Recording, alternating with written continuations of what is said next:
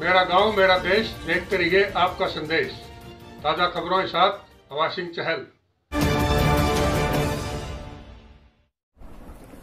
Hello दोस्तों, नमस्कार। मैं हवा सिंह चहल, संपादक आपका संदेश।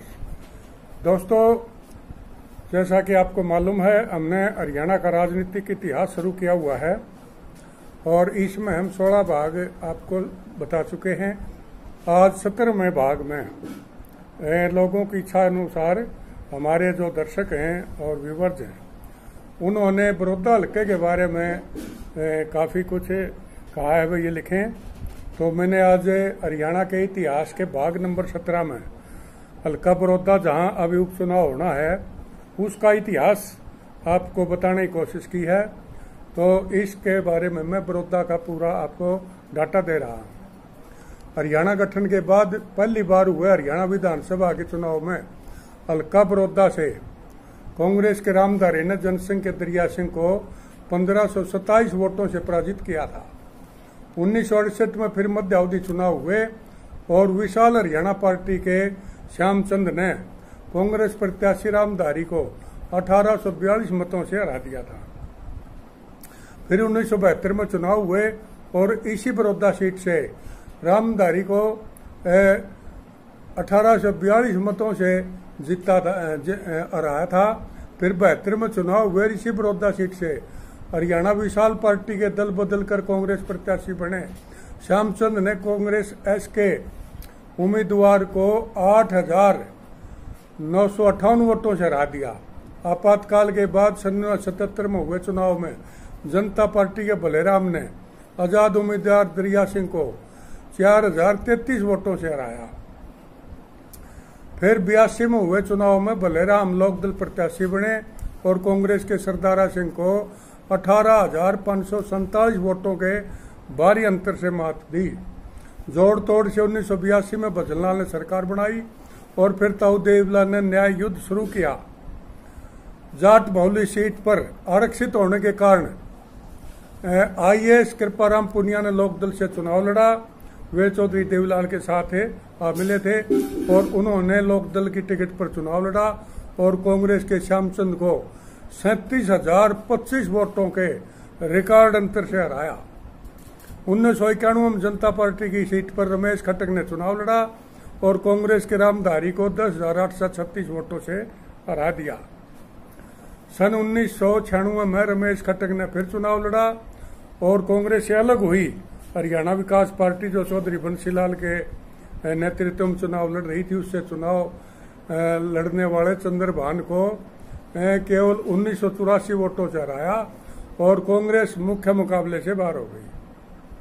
सन 2000 में इनेलो ने फिर रमेश खटक को टिकट दिया और कांग्रेस प्रत्याशी श्यामचंद को 12,020 वोटों के अंतर से हराकर हैट्रिक पूरी की। यहां से रमेश खटक लगातार 3 बार विधायक बने। इसके बाद सन 2005 के चुनाव में इनेलो ने रामपाल चढ़ाना को टिकट दी और कांग्रेस के रामपाल को 3227 वोटों से हराकर सीट पर इनेलो का कब्जा बरकरार रखा। सन 2005 के चुनाव में कांग्रेस जीती और भूपेंद्र सिंह हुड्डा सीएम बने। हुड्डा साहब के सीएम बनने के बाद हल्का बड़ौदा के जाट मतदाताओं ने पलटी मारी और ताऊ देवीलाल का गढ़ रहे इस हल्के को हुड्डा का गढ़ बना दिया। अब नए परिसीमन के बाद स्थितियां बदल चुकी थी और सन 2009 के चुनाव में कांग्रेस सीट से श्री कृष्ण हुड्डा ने चुनाव लड़ा और इनेलो उम्मीदवार को कुल 25,343 वोटों से हराकर देवीलाल को के गढ़ को हुड्डा के गढ़ में बदल दिया। फिर 2014 में हुए चुनाव में श्री कृष्ण हुड्डा ने बतौर कांग्रेस उम्मीदवार चुनाव लड़ा और इनेलो प्रत्याशी को 5183 वोटों से हराया और अपने जीवन के अंतिम चुनाव में भी 2019 में श्री कृष्ण हुड्डा ने भाजपा के योगेश्वर दत्त को 4840 वोटों से हराया और हैट्रिक पूरी की। लेकिन उनके निधन के बाद अब इस हल्के की सीट खाली है और यहां पर अब उपचुनाव होना है।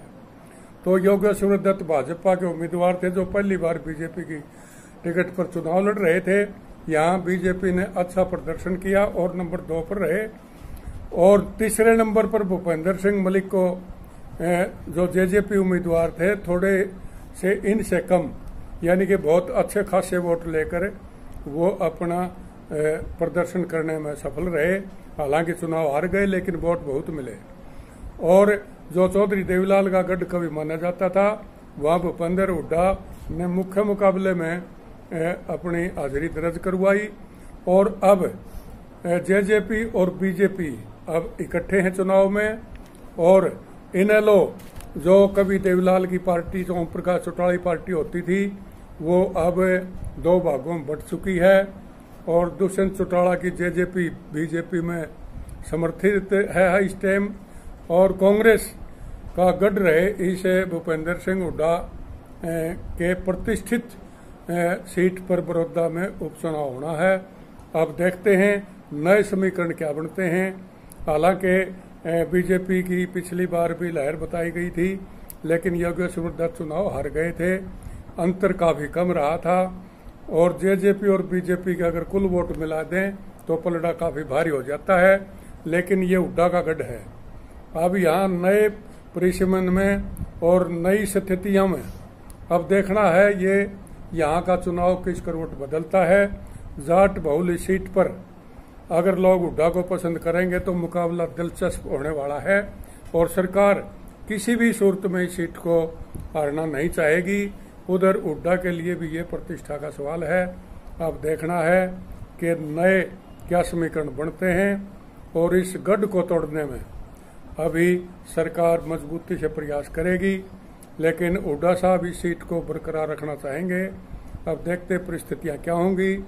ज्यों ही हमें कोई खास बड़ौदा हल्के से नई न्यूज मिलेगी या चुनाव की घोषणा होगी तो फिर हम आपको नए नए समीकरण और नए नए इसके तौर तरीके चुनाव लड़ने के और किसका पलड़ा भारी रहेगा उस बारे में आपको पूरी सटीक जानकारी देते रहेंगे। और हमारा जो एग्जिट पोल है उसके हिसाब से अब फिलहाल मुकाबला 50-50 में है। अब देखना है कौन पार्टी किस उम्मीदवार पर दाव खेलती है। उम्मीदवार पर काफी कुछ निर्भर करेगा। अगर अच्छा उम्मीदवार जो पार्टी उतारेगी उसके पर्सनल वोट भी होंगे। और पार्टियों की जहां तक बात है एक तरफ सरकार बनाम भूपेंद्र हुड्डा जो प्रमुख विपक्षी दल है उनमें टक्कर होनी निश्चित है। तो देखते हैं चुनाव का माहौल क्या बनता है। नमस्कार, जय हिंद।